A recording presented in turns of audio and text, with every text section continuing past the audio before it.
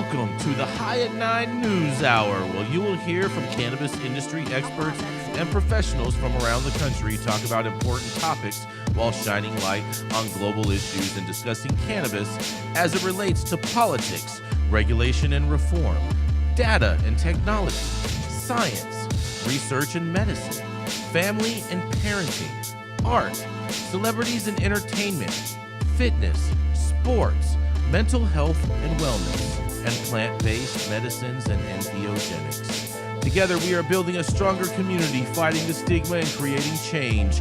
With your hosts, Jason Beck and Rico Lamitte, joined by special industry expert correspondents from around the country, and daily antics brought to you by Cannabis. Coming to you live every Monday through Friday at 9 a.m. Pacific Time and high noon on the East Coast. And thank you all for getting high at 9 with us.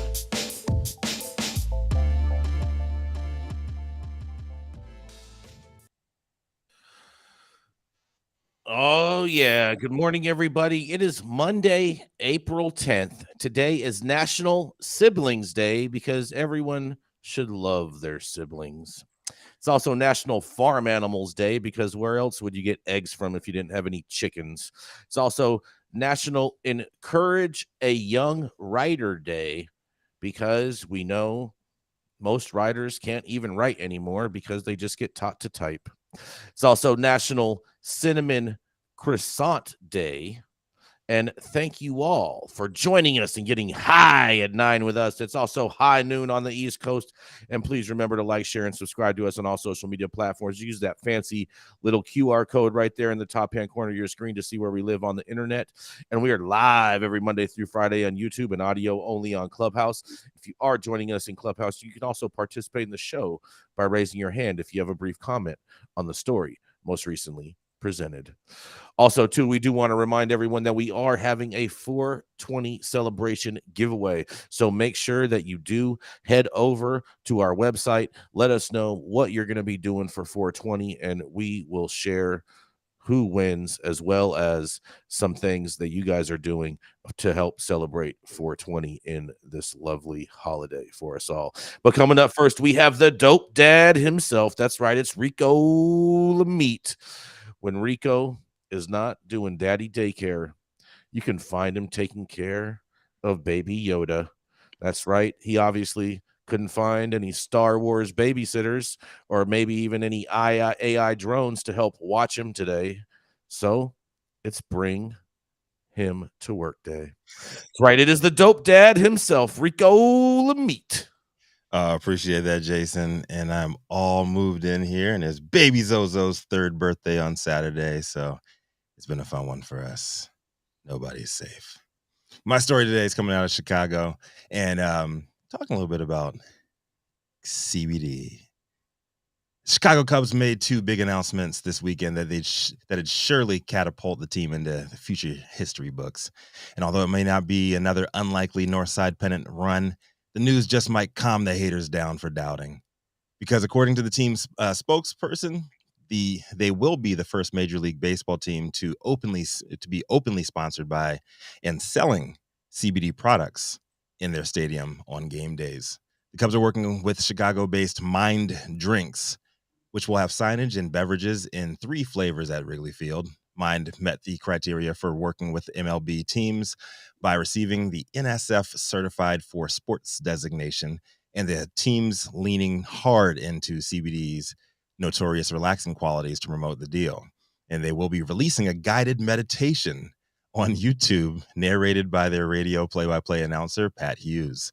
MLB made waves recently as the first major sports league with a CBD sponsor after partnering with CBD company Charlotte's Web in an exclusive multi-year deal inked last October. So expect more teams to follow suit. And who knows, with the way things are going, maybe we'll see a Delta 8 dab bar in the bleachers this season, hemp-based cannabumps in the dugout. Whatever way these athletes decide to let their whether these teams decide to, however they choose to share their freedoms with the visitors in their stadium, I'm all for it. In last week's headlines, the NBA limited THC testing in its latest collective bargaining agreement in addition to allowing players to invest in cannabis companies. So who knows? Maybe the NFL will be next to make the adjustments and capitalize off the green rush. But I'm interested in hearing what everybody else to say about this one. Are you going to be slamming cannabis or CBD-infused beers in the bleachers anytime soon? This is Rico Lamitte, dopest dad on the street for High at 9 News. You really think they're going to have CBD-infused beer? Well, I doubt that. My question for you, Rico. Audience. Rico, you love very mellow crowd. Rico, you love to follow the money. Question. Yes, I do. Mm-hmm. Is this beverage company is one of the main investors Wrigley? Because he has invested in the cannabis space before. They didn't fully disclose that, but I would not be surprised. I would not be surprised at either. all. Oh, you know what? It may be. My money is on that's the only way this is happening. Maybe it's Sean Puffy Combs' cannabis company. Because didn't he buy those like dormant licenses from Cresco? Yeah, from Cresco. Yeah, Cresco. He got one in New York, Massachusetts, and Illinois. Yeah, got a bunch of them. Yeah. This I think is going to be a total flop. Personally, you think so? Why? Why? Because first of all, anyone that buys CBD to add into their beverage just doesn't make any sense. I could see him selling like some CBD. They're selling the cans. They're selling the cans and the in bottles of it. They're actually going to be selling them at the concession. It's a canned beverage. It's all hemp based boof. This is ridiculous. I mean, yes, it's of course hemp, right? But it's Chicago, the wellness city. It's a slow step. Yes. I mean, I will say that if anybody is going like, drink for drink, alcohol versus CBD beer, the CBD beer drinker is going to fall asleep. That's what I was going to say. You already fall asleep. About 25 milligrams of CBD or higher, and you're going to sleep. Yeah, they're going to get some cots. It's going to be like usually by the 7th inning stretch, you have people that are wasted. They're absolutely wasted at baseball games because it's like a 3+ hour experience. So we'll be interesting to see if this pushes things in the other direction. Chicago is a very wellness-minded city. And I don't know. This is pretty weird to me. After being a bouncer, I was a bouncer in Wrigleyville, like right across the street from the stadium. Jax is saying that at the Colorado Rockies Stadium that they already do this already, so they're not the first. Have they been doing it legally? Colorado's been doing beverage accessibility for quite a while, I think. I don't know exactly how long, but I remember in the stadium. Just in general, you can buy it, I think, at grocery stores too. CBD. No, I mean, you can get CBD beverages. The question is Major League Baseball allowing it in their stadiums, Jax? That would be our question to you. Right. You know what would be really interesting is if they released CBD beverages at like Raiders games, and then we see how many fights decrease. I don't buy that because Raider games have notoriously, I can't speak for the new stadium out of decision makers, but as long as it was in Los Angeles and Oakland, they would have the largest smokeouts that I've ever seen at any event. I can see stadium. I can see K2 becoming. I can see K2 becoming a sponsor of Raider of the Raiders. There you go. This season, you see some fans just bite each other's faces off. Yeah, I mean, I think, like I said, I think this is pretty stupid. I don't think it's really going to gain a lot of traction. I think that they could use it to like sober people up because like don't they stop selling alcohol after a certain inning? Like they seventh do, inning. Like the seventh inning. Yeah, so it's funny. Ingrid Faye in the audience, she said she as a bartender near Wrigley. I'd love to hear what bar it was. I was a bouncer at Goose Island. I used to slang packs out the back of Goose Island, Wrigleyville. And as a bartender near Wrigley in Chicago, she doubts that this will be a major draw. Like I don't even know. I haven't been back to any games out there in over 15 years. So I don't know. I could not see it as a major draw then. But I mean, maybe it would be a draw for the White Sox. The Cubs are doing fine. They don't need, CBD to help them along. The White Sox on the south side. I can see this. I can see it being more successful the White Sox on the north need some side help than the south side. The south side, they're the ones that would probably be doing K2. Like the South Side, that's more like the Raiders fans down there. That's the true Chicagoans, where a lot of the suburbanites and people that are transplants into the city, they're more the Cubs fans. All the gentrification. Go ahead and fight me over this, y'all. Oh boy! All right. I'm reading here. I'm reading another article, Rico, that talks about how they're also taking this to London. There's going to be a Cubs Cardinals series in London where they will be featuring this beverage as well. Because another article I found, it looks like it's an Irish company. Hold on, that's Mind. So you're saying that it's only like one specific beverage that's going to have CBD, Gretchen? Yes. What are you missing? Mind Beverages will be at Wrigley Field. MIND. MYND. MYND. Mm-hmm. Yes. And behind Mind, I found some other guy from Ireland. I don't know. So I think there is who was an athlete. Does the Wrigley family have anything to do with that company? Because I don't know. That's what I'm trying to find out, is who are more of the investors. They're definitely investing in cannabis and CBD in a major way. Who did they invest in a long time ago? I feel like went under. Like, was a bad investment. I forget who it was. I don't remember either, but I remember about 3 or 4 years ago there was a big huge article. Mm-hmm. All right, we're gonna keep it moving here. Like I said, I think this is stupid. Next. Yeah. Let's keep it moving here. Yeah, we're gonna go to a commercial. We'll be right back. All right. How's it going, guys? Saman Razani coming to you from Green Street here with Jason Beck, smoking on the best weed in the world. Did you know that we have an audio-only version of our podcast available on Apple, Google, Amazon, iHeartRadio, and Spotify? Tune in now and check it out.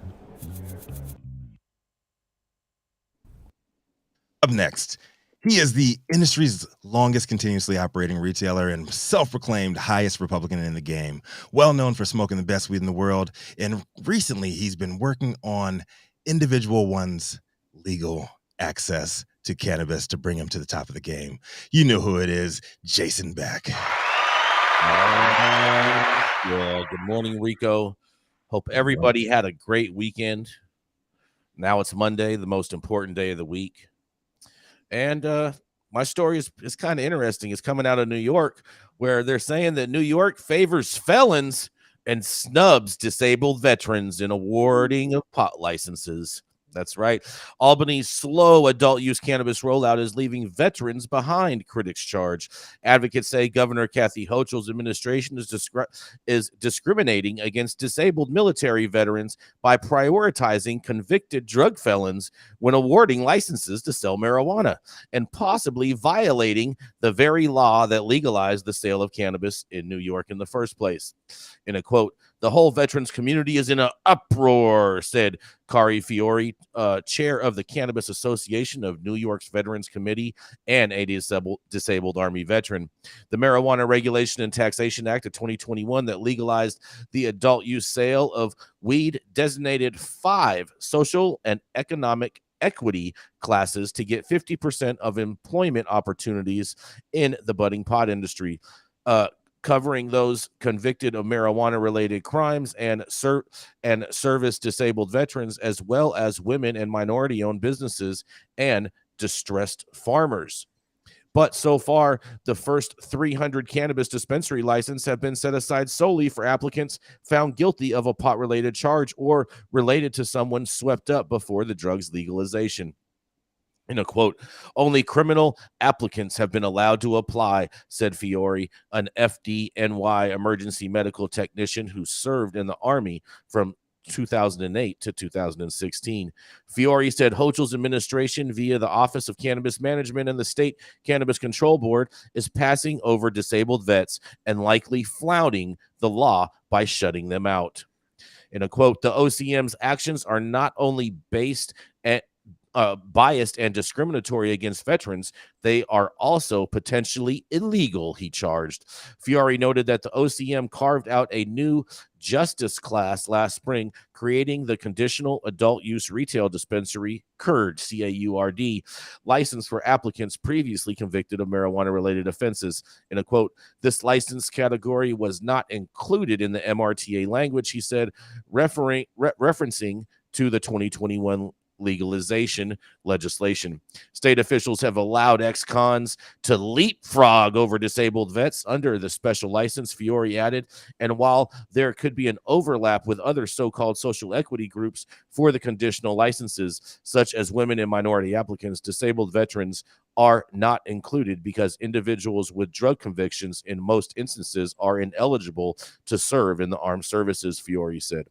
He also said state officials ease the eligibility for the special licenses for ex-cons compared to the rules that apply to disabled vets and other groups.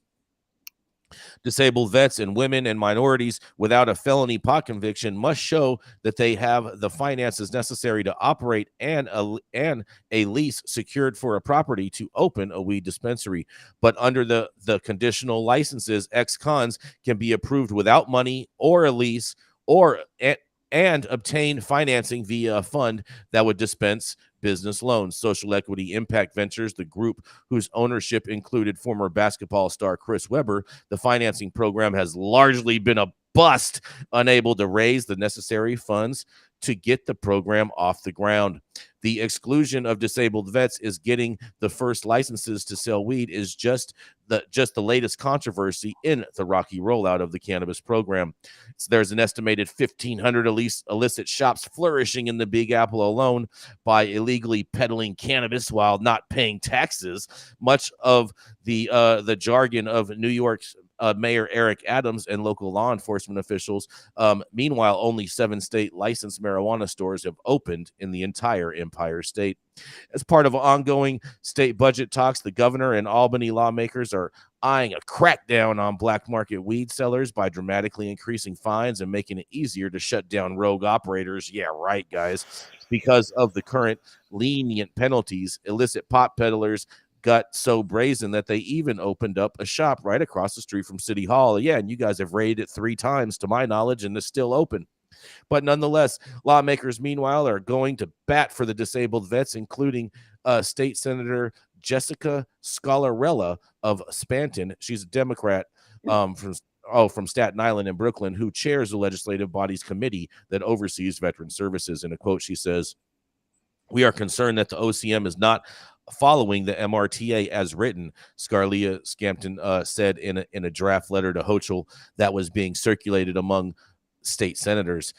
Scarciella Spapaton said that the law does not specify that formerly incarcerated individuals with pot convictions would, in quotes, receive the right to apply for cannabis licenses before everyone else. She urged Hochul to open up the pool of applicants to include disabled vets and cancel the special program that licenses only those previously convicted of pot offenses. Those who have sacrificed to serve their country, especially those who have been injured because of their services or other worthy special equity groups, are currently being overlooked, Scalia Spanton said. And the OCM, responding to on Hochul's behalf, defended giving ex-cons priority while saying in its discussions with veterans about future licensing, in a quote, "The Office of Cannabis Management has conducted significant outreach to veterans and veterans groups, including meeting with the Cannabis Association of New York's Veterans Committee, with the Black Veterans for Social Justice, hosting a roundtable at the Veterans in Economic Transition Conference, and hosting listening sessions across New York and numerous one-on-one conversations with veterans and advocates," said spokesman Aaron Giltman. And in a quote, they also say, "We will continue to engage with this incredibly talented and entrepreneurial community as we move forward. Their voices will continue to be heard and reflected in all of our work," they say. Well, I'm going to tell you what, something stinks in New York, and it's definitely not the trash, and it's definitely not the trash weed that they're selling either. But I'm going to digress, and this is Jason Beck reporting for the High at 9 News Hour. What do y'all think about this? I think this is New York Post trying to make something out of nothing. They're trying to start some beef between the trappers and and also the folks that have been negatively affected by the war on drugs. They're trying to create a beef between them and the vets that does not exist. Sounds like there's already is a beef, Rico, from some of the quotes in here. I don't think they're trying to create it. They're just. You can ask enough people and get enough drummed up votes from folks. But I think it's them trying to make something out of nothing. I think there's beef all around New York. I don't think it's just the vets, folks who feel as if the administration up there has put way too much emphasis on the social equity applicants coming first. I agree with you. There's going to be lawsuits all over the place. I agree with this. Actually, one of the things that I really appreciate about several of the municipalities in California is they do take into account the viability potential of the social equity applicant. Like, do they have strong backing? Do they have strong mentors? Is this a pre-existing business owner? There's lots of factors that go into play, not to mention there's also these cohorts that they're required to participate in that have all kinds of classes, and they get checked off. If they don't participate in these, they don't even get into the lottery system at all. And so New York is really screwing themselves over right now in a lot of ways. There really should be licenses allocated for a number of different, business types, and social equity shouldn't be the only one in existence. I think that they should be first. They should be first everywhere. New York is just doing a bad job of rolling it out. Well, if New York really wanted to put them first, then they should have put it in their law. The vets have a valid argument that just doing it because you feel like it, that's not how the law was written. Exactly. And so to just be ignoring everyone, you're just opening the door for turmoil and a lot more lawsuits and slowing down the market opening. A lot of strife. A lot of people feeling stepped on out there. Oh, so it sounds like the Black and brown community for decades and generations. So I'm all for it. You're all for people being stepped on. Top in line. If you got the money to hold on and wait for these people to figure shit out, wait in line. I'm all for it. Well, we know who doesn't have the money to hold the line and hold things out, and that's everyone that was supposed to benefit from that fund. Because very true. And Jason brings up a point. I mean, Rico, does it help at all to give these folks a license if they're waiting on this imaginary fund that has not materialized? Nope. I mean, what's the point?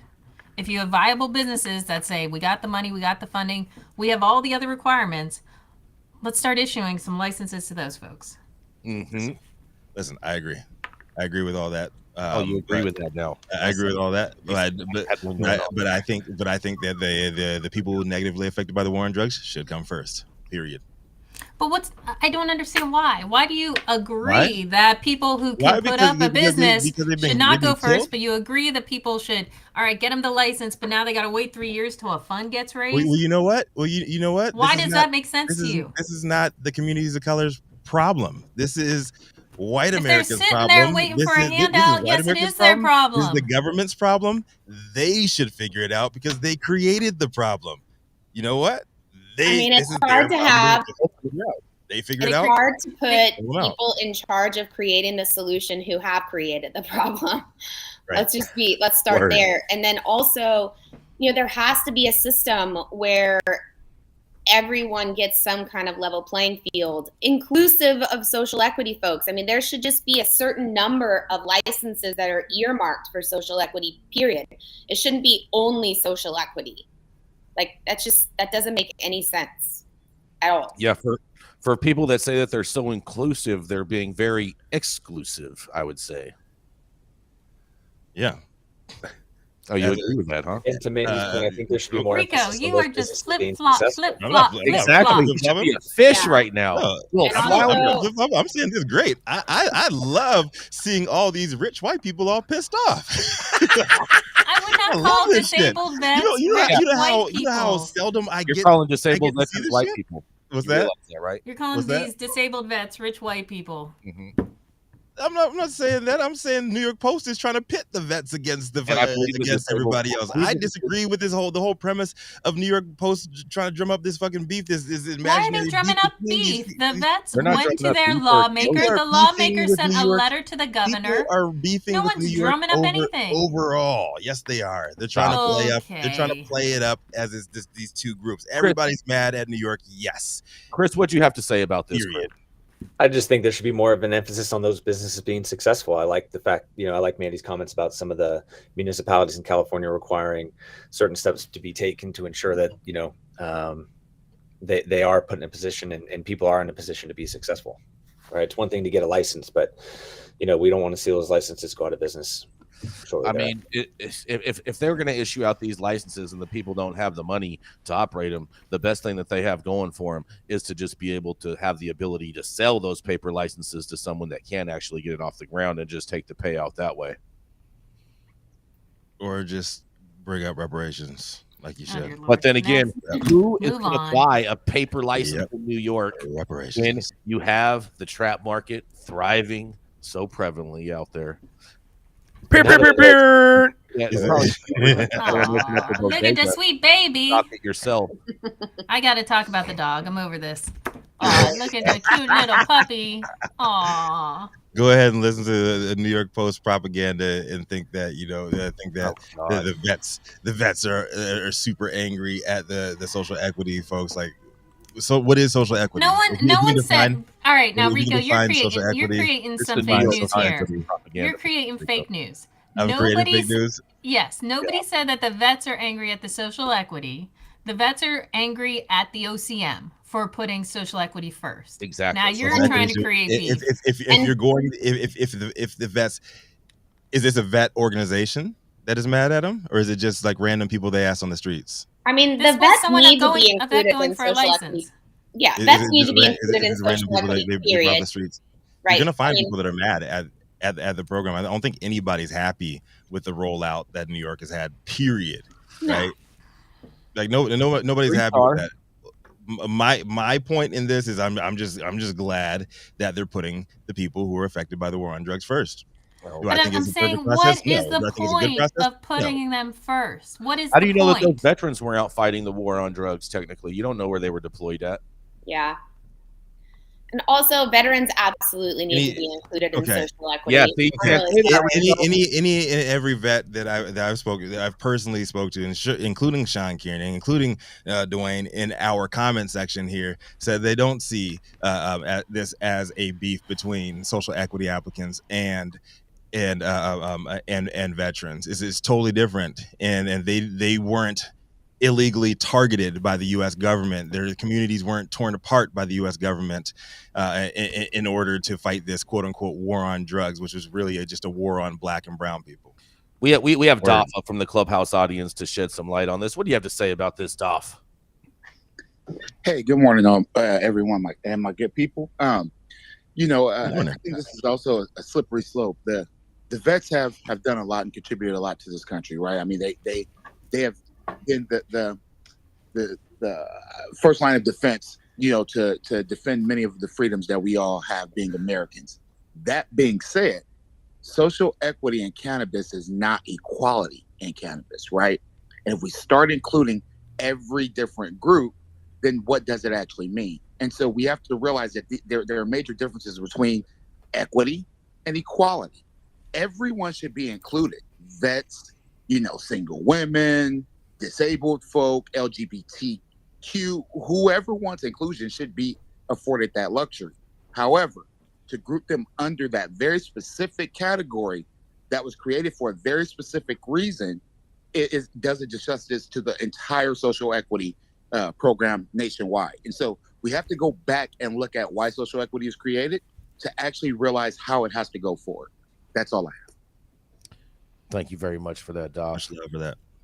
Oh yeah, we're gonna keep it moving. We're gonna go right into our very own little spicy redheaded conservative that loves to dress up her dogs and rain on Rico's parade. That's right. She's our very own little Washington insider, founder of Panoptic Strategies. That's right. It is Gretchen Gailey. Thank you, Jason Beck with the small hands and many other small articles. His hobby. Small hands. That's your boy's favorite. He loves the small hands. My headline is coming from SF Gate. California is losing legal pot farm licenses by the hundreds. California's legal pot market has lost hundreds of pot farms a month as farmers opt to quit the legal market, and signs indicate the industry is only continuing to shrink. The state has lost 1,766 cultivation licenses since the beginning of last year. according to data reported by the California Department of Cannabis Control and the Cannabis Business Times. Low wholesale prices and high taxes have made it almost impossible for operators to run a profitable small business, pot industry insiders say. The fleeing farms are reducing the total amount of space licensed to produce cannabis in California. The state has lost 23% of its total legal canopy, the combined size of all legal cannabis grows since the beginning of 2022, according to Aaron Edelheit, a cannabis investor who analyzes California's market.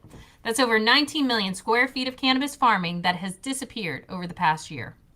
Max Rudstein, chief officer of Monterey's Possible Cannabis Farm, said he expects the industry to continue bleeding farms throughout the year.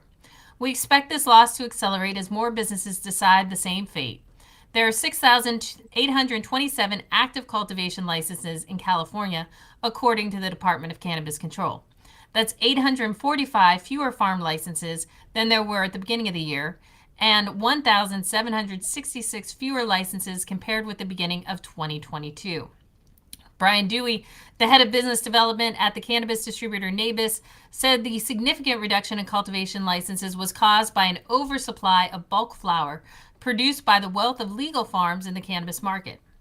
Edelheit, who invests in California cannabis companies and writes about the industry in Mindset Value newsletter, agreed that the reduction in farms is a correction after too many small farmers entered the industry.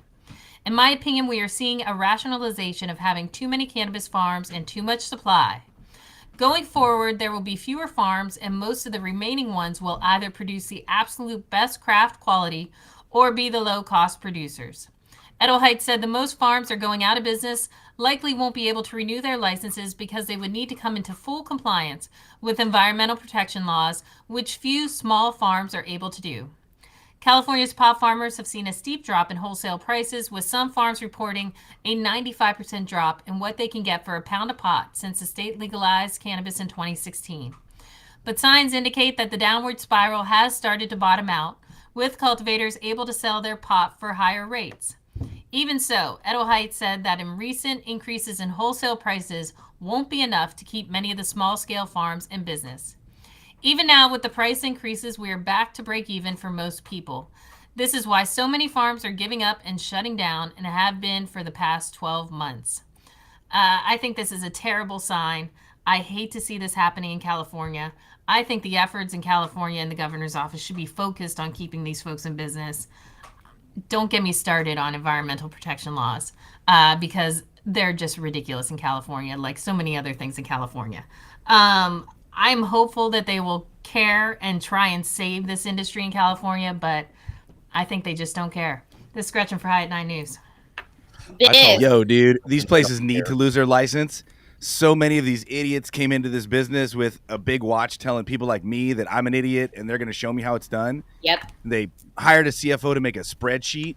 They wrote down a bunch of numbers. They bribed somebody, or they got money from John Paul DeJouria's kid to grow 40 acres of boof-ass weed. Mm-hmm. And what they're seeing is the thing that I've been telling people from the get-go, man. Quality weed is the only way to survive in the cannabis economy. You can't, it's not Walmart, man. You can't just make cheaper plastic shit in China when it comes to weed. It's a qualitative aesthetic experience. And if you're not providing a reason why to people, you're going to fail. And not only do we see this with all of these big cannabis businesses going out of business, and the majority of them are over 4 acres, over 67% of the ones of the 3.5 million square feet that went out of business this year were over 4.5 acres. They're large producers in Lake Salinas and Santa Barbara County. Mm-hmm. And it's the same thing I've been harping on with all these celebrity brands. Mike Tyson and Willie Nelson and the Marleys, and continue on. Everybody. They sell out. They just whore out their entire likeness to some management company. The management company is a bunch of douchebags who think that they're in the weed game because they smoked a joint in college. Mm-hmm. They do the same thing, and they hire a CFO, and they write out a spreadsheet that shows they can only buy $300 pounds of indoor, and then they wonder why their brand fails. They wonder why Tyson 2.0 is about to be Tyson 3.0, why the Marley brand has disappeared, why the Nelson brand has disappeared, why all of these brands have disappeared. And it comes back to the same thing every time. Let me calm down. Sorry, I just really love weed. You have to be creating quality cannabis. You can't just fill out a spreadsheet and think the whole thing's going to work out for you. You took the words right out of my mouth, first of all. And also, there's a lot to be said when it comes down to considering your branding or even coming into California as a flower brand, period, you have to have your own connection to your farm. I mean, I think there's one celebrity I can think of that's actually having any kind of staying power, and that's Jim Belushi. And the man's growing his own weed at his own farm. So hold on, he's in Oregon, isn't he? Yeah, but that's not my point. I was just talking about celebrities. But yeah, here in California, we're not surprised. You're right. Somebody out there had a really great CFO, made everything look very profitable on paper. No one in the world could have ever guessed how many licenses were going to be given out across the state of California versus how many dispensaries licenses were going to be given out. I mean, there's a huge disproportion there. There's just a massive disconnect across the state. And this right now, though, these smaller farms that are dying and going under because of the circumstance, this is where social equity should be jumping in. Social equity should be coming in and evaluating these farms. Are these farms that have been around for 10 plus years? Are these the people who were the quote unquote outlaws that we all persecuted for, decades? These are the people who deserve some social equity, in my opinion. I have a question for you, Mathieu St. Germain, since you live out there. When it says that these farms are shutting down, are they really shutting down, or are they just going back to the illicit market? The majority of the farms that are shutting down are actually ceasing operations because they're really large farms. They're not legacy players for the most part. Again, it's 67% were bigger than 4 acres. Another 30% were 1 acre or larger, and then the remaining were smaller, 10,000 or half acre, 10,000 square foot farms. And there are a lot of 10,000 square foot and smaller farms that are going out of business. Most of those are just pivoting back to the legacy market in order to survive. And this is just the policies of Gavin Newsom. We were all told if you vote for 64, there's going to be no vertical integration, so small players can survive. There's going to be an acre cap to allow small players to survive. The moment the thing was approved, Gavin Newsom jumps in to protect his corporate overlords, and he makes vertical integration legal. The moment vertical integration becomes legal, if you're not growing your own weed, you're done. Like someone mentioned Garcia Brand in the chat. Garcia Brand is the only celebrity brand I saw that came with real high quality business practices, always the best weed. Every one of their jars curated amazingly, and they couldn't survive in California because they weren't vertically integrated. And the thing that happens is I go to buy weed from XYZ cultivator. Well, he's going to sell it to me for whatever he's selling his pounds at in the market to stores plus $100. So now my 8s are automatically priced out of reach because these buyers know they can get the same weed from the same farm for a lower price. It just doesn't have the Garcia branding on it, which they don't give a shit about. And so this is something I like to highlight all the time about Gavin Newsom. He was put into business by the Getty family. That's John Paul Getty, one of the original corporate robber barons that helped to decimate the working class in America. They gave him a $5 million check to buy a winery, and that is why he's an entrepreneur. Bro, anyone there want to give me a $5 million check? I'll go buy a business and be an entrepreneur too and start waving my watch around at people. Just kidding. Anyway, I knew with Gavin Newsom being in charge of this whole deal that this was going to happen, and we've seen it happen. He is purposefully trying to Walmartize weed and trying to flush anyone that looks like me or looks like Rico out of this game, and he only wants the folks in there who are already running everything. Didn't Steve D'Angelo play a big part in this too, Mathieu? Oh, God, he did. I hate Weed Jesus, bro. I want to really just elbow drop that dude off the top rope. If you guys can ever do like a celebrity wrestling match or MMA match, I'm totally down to battle Steve D'Angelo for the title of Who is California Weed Jesus. He'll battle. I'll even arm wrestle him with these little penguin flippers, dude. One of his pigtails has more strength in it than those measly little arms you got there. I'm gonna take you on, Weed Jesus. I'm coming for you, brother. We are made behind on the table. We got to go to a commercial. We're gonna be right back. Oh, man. Keeping up to date on the evolving policies of relevant state, local, and federal governments is key to success.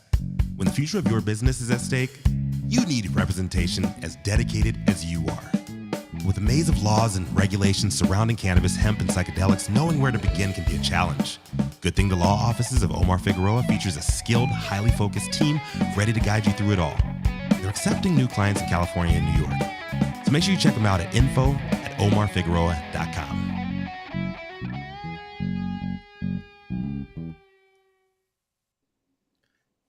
The thoughts, opinions, and shade thrown at High Nine News are those of the individual speakers, not those of any other speaker or its followers. The statements made do not constitute legal or accounting advice, and our speakers make no representation regarding the legal status of any substance in any country, area, territory, or its authorities. The views expressed in this room do not establish any fiduciary responsibility or relationship. Our sponsors do not imply or constitute any endorsement by us or the expression of any opinion whatsoever on the part of any speaker on stage. So if you are an easily offended person, you might want to stay out of the comment section today.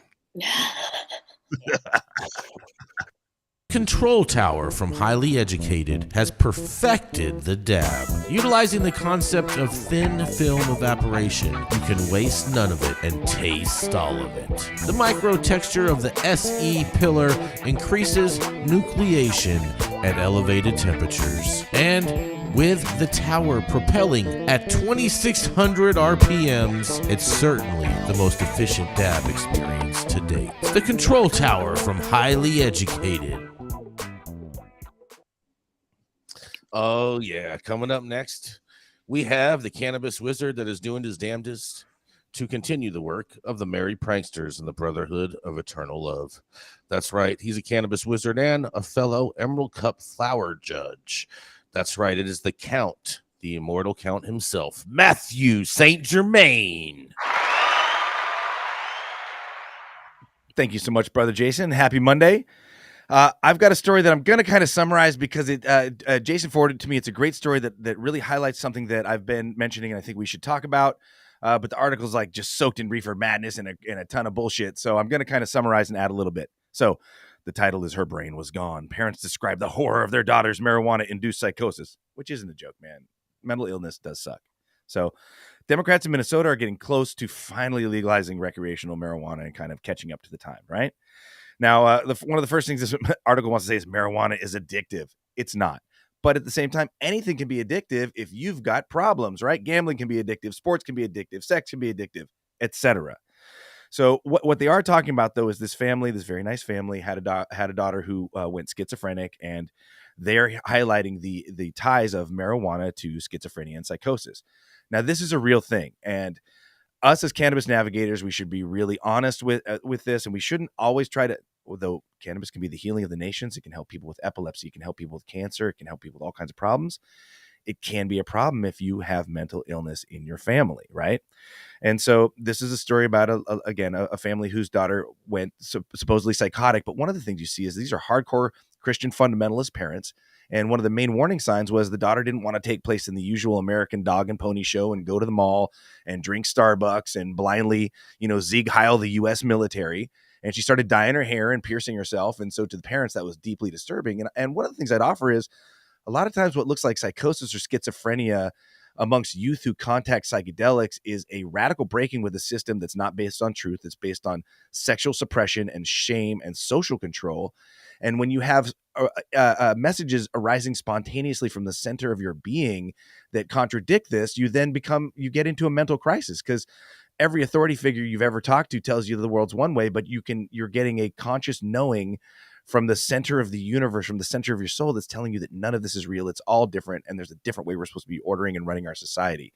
And so I would offer that first and foremost, what often appears as mental breaks just is a cognitive dissonance of the inability to patch together these contradictory facts and worldviews. So again, that being said, there's a thought that there could be a link from THC to schizophrenia, but there also could be what's called a reverse causal mechanism, which is people are predisposed to trauma, psychosis, and schizophrenia self-medicating with cannabis because they are in crisis and they are not being helped by the medical authorities and the people around them, right? So another one of the things this thing wants to say is like, oh, weed is so strong now that it's making everybody crazy. Yo, dude, sadhus in India have been smoking hash for fucking 5,000 years plus. And even the most rudimentary hand-rubbed hash is over 40, 50% THC, well higher than any cannabis flower that's ever been grown anywhere in the world, right? So that's just straight up bullshit. So when you hear that weed nowadays is worse than ever, that's not true either. Okay. In 2021, an estimated 30% of high school seniors reported using marijuana in the last year, an estimated 17% of 10th graders and 7% of 8th graders. Now, if we wanted to contrast this with Portugal or Amsterdam, where cannabis has been decriminalized or legal for decades, they're in the very low double digits of teen and young adult usage of drugs because of education and taking away that illicit, rebel connotation to the use of these substances. Pardon me. There was a study that came out of Lancet in Denmark that found the proportion of cases of schizophrenia associated with cannabis use disorder has tripled over the last 2 decades. Makes sense because so many more people are using cannabis. In 2019, The Lancet published the results of a large study from across Europe and Brazil that found heavy users of high-potency marijuana were up to 5 times more likely to develop a psychotic disorder than non-users. And I've seen it myself. So the number one thing is we need more education, and we need the message that if you have predilection to schizophrenia or other mental disorders, you really should seek therapy and think more than twice, think 3 or 4 times before using any substance to medicate or to do anything other than deal with your problems head on, right? Separately, I found a study. Let me hit it right here. I found a study from the NIH, which is the National Institute of Health, and it's talking about the relationship between schizophrenia, THC, and CBD. And what they're saying is the same thing. There is a worry and a risk of developing early onset schizophrenia. And again, oftentimes it's early onset schizophrenia, which means you may actually have gone schizophrenic in your later 20s, but it's going to surface earlier, right? But there is a correlation between THC use and early onset schizophrenia. However, conversely, there's a correlation between CBD use and the cessation of schizophrenic tendencies or manifestations, as well as psychosis.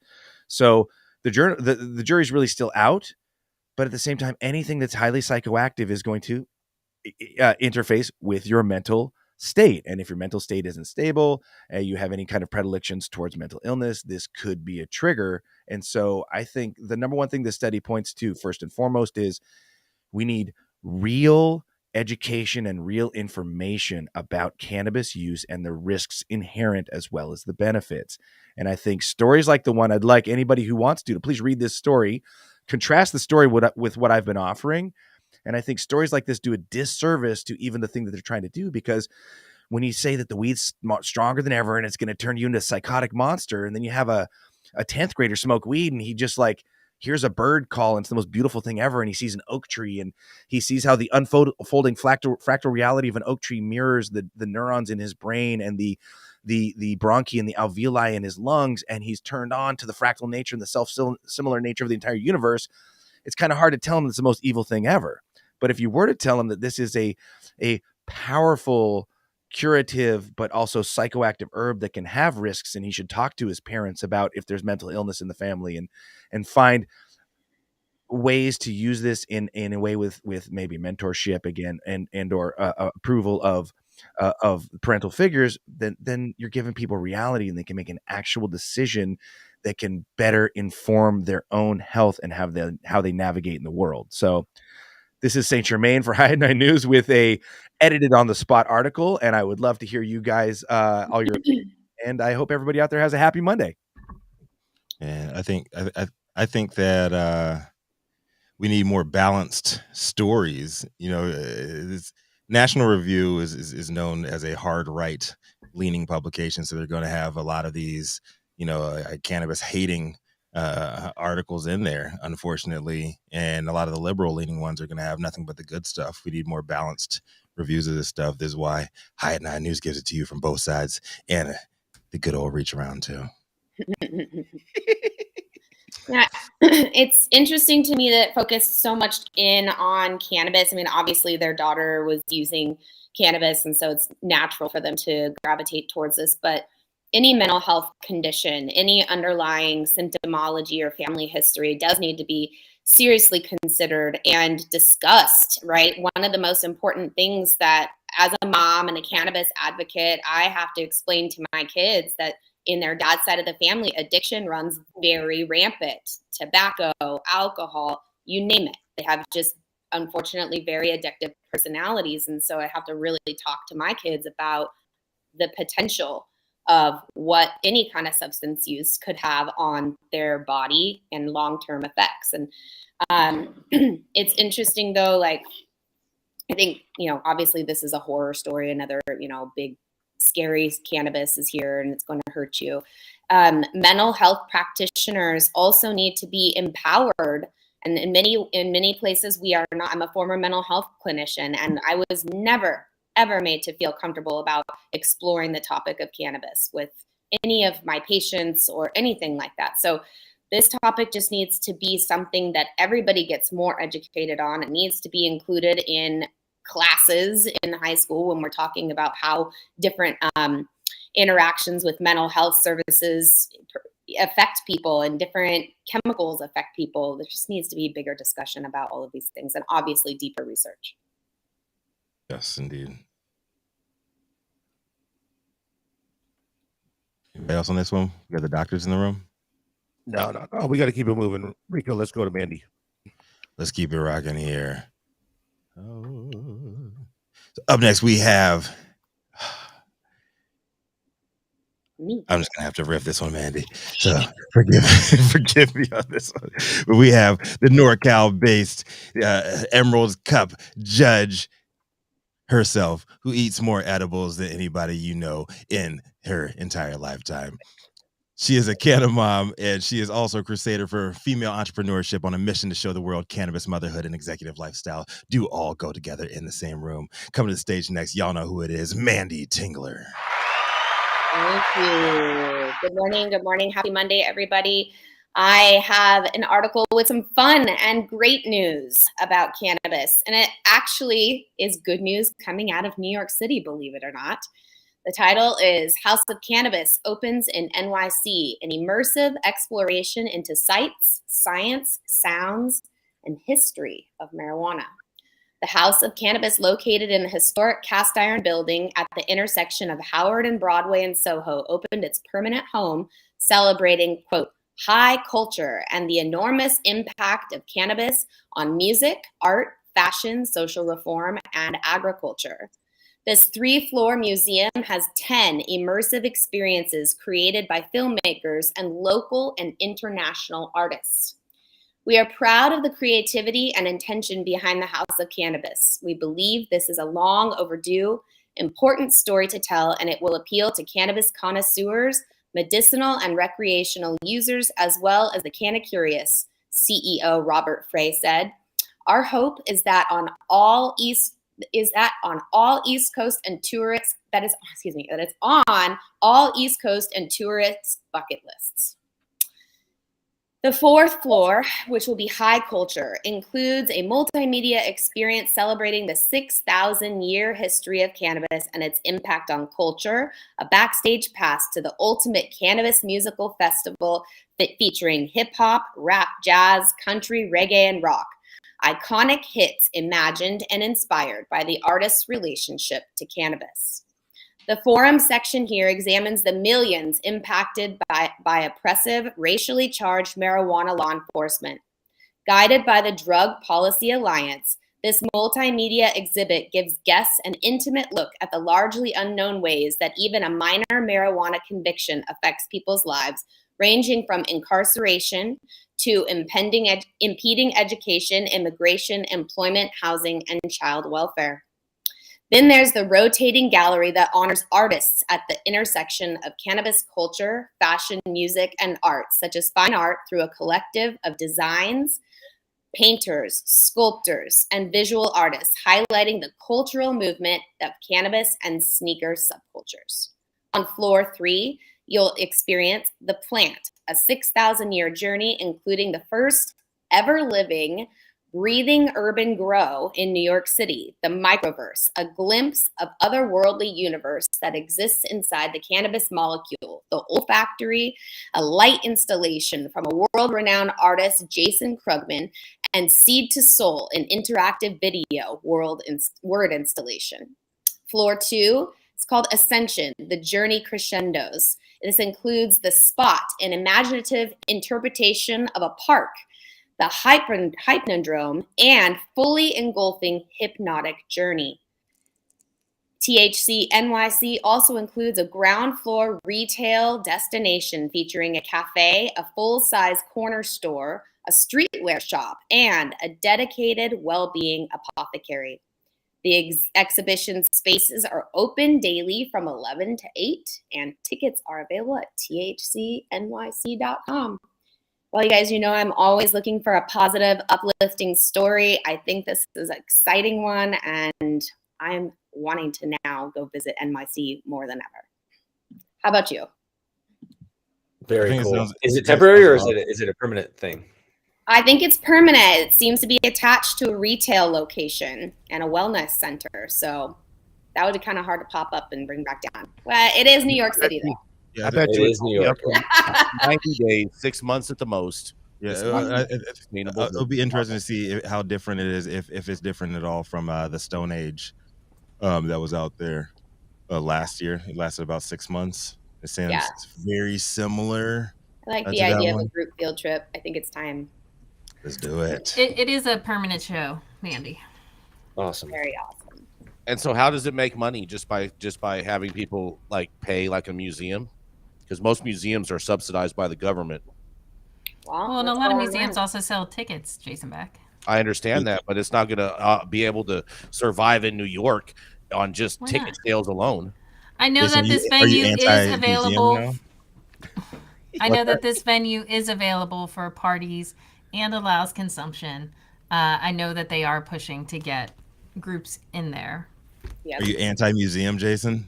No, I'm not. I think museums are amazing, and I think there should be more museums, but I just don't know how they're going to be able to be like a permanent business in regards with this one without federal funding, because all the ones that are permanent businesses have federal funding involved. Well, Mandy, didn't you say it's attached to something else? Yeah, it's attached to a retail location. Oh, yeah, because retailers are doing great in New York. A streetwear shop, and then the apothecary. And attached to all that doesn't mean that it's all under the same ownership either. It means attached to their neighbors. True. And I want to say, and I'm trying to remember this guy. He's been a long time New York investor, Robert Frey, that they have running this joint. So I think he knows what he's doing, Jason Beck. What does he invest in? Tickets for the experience. He's a part of other dispensaries, and I'm not sure which one. I thought you could only be part of so many licenses in New York legally. Gretchen. No, because some of the licenses currently are being run by charitables, by 501c3s, and I believe this is related to one of them. So don't be trying to pull the wool. So it means they don't make money. Does it matter to you, Jason Beck, if they go out of business? Is this really going to keep you from sleeping at night if this museum is going to stay open? I really hope this works. And I really hope we see this sort of thing pop up in other major states. California needs this, hands down. We absolutely need to be having places where people can come to official museums, learn about what's happening in our industry, learn about how this plant works. Because think about it, folks, if we hadn't had this plant taken from us, almost 100 years ago, we wouldn't even be sitting here today having this news show. This would be old news. We would all just know it. It would be the same. Yeah. Mandy, we got to move to Chris real quick because he has a hard out of 10. He's got to get his story out there. So we have Chris Eggers, former cop, now security specialist for CC Security Solutions. Chris Eggers, what do you have for us this morning? Mandy, great story. I think it's awesome. I'm going to go visit it later this month in New York. Thanks, Jason. My story comes out of MJ Biz Daily. As marijuana break-ins skyrocket in California, business owners take action. There was some good press coverage later last week about this and some multiple dispensaries in San Francisco coming together. So I wanted to report this. Here's some stats, though. In 2022, licensed businesses in California reported 329 break-ins. That's more than double the 147 reported in 2021. The worst hit counties were Los Angeles, and then after that was Alameda County, home of Oakland, California, where 52 reported incidences occurred there in Berkeley. Through March 24th of this year, 85 break-ins have been reported by the DCC, according to state data. Like most cannabis business owners, then this is from Sebastian Maldonado from Delta Boys. They've been reportedly burglarized multiple times. Maldonado, co-owner, estimates the company, which operates a store south of Sacramento, has suffered over $1 million in stolen product over the past 3 years. There's a couple things in here in this article I want to talk about. They talk about alarms going straight to the law enforcement. Okay.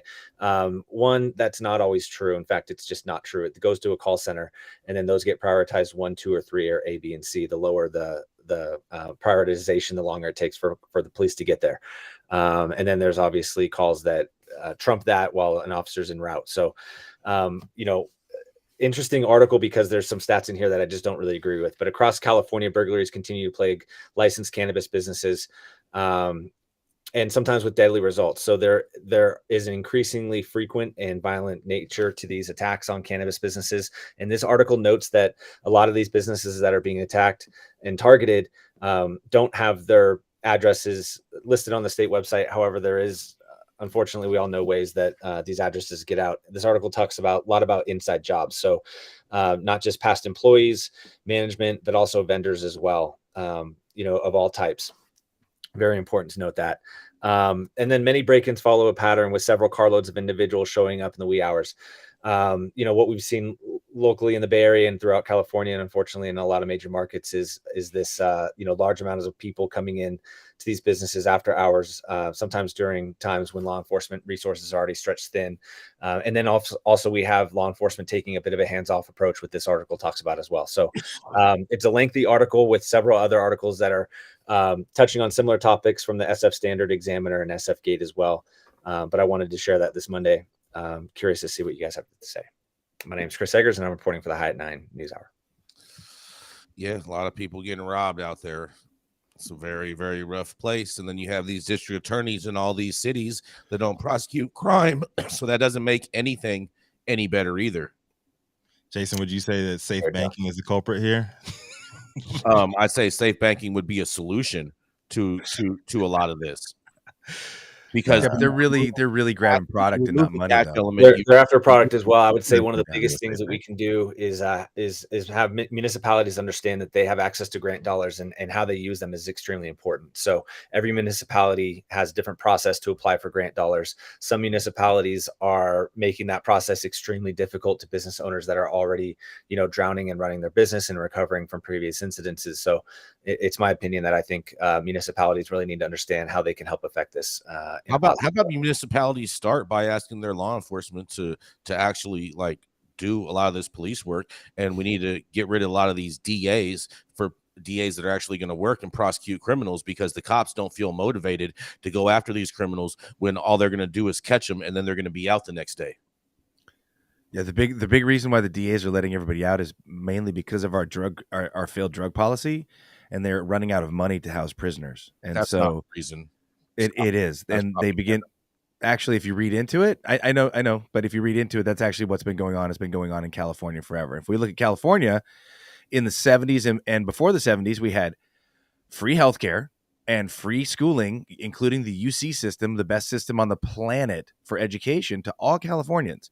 Ronald Reagan came in and he cut healthcare to the mentally ill who were not harmful to the who were that was not harmful. Reagan's biggest mistake. I agree with that part. Right, but at the same time, he also pushed and forwarded the drug war and began the hiring of way more CHPs, who are the California Highway Patrol, our state police, and he also pushed the building of a ton of prisons. And so what they started doing is prioritizing the social war by enacting the drug war, enforcing mandatory minimums against people who were poor, and locking up people. In California, it was mandatory minimums and drug policy upended the prison system and basically bankrupted it. And it's the reason they don't have enough money to put people who are actual criminals into prison now, because they have people who did commit a couple of. Hold on, let me just get this out. People who committed a couple of low-level felonies, and they got a 3 strikes. A lot of times for shoplifting or other petty crimes, and that third strike gave him 25 years in prison.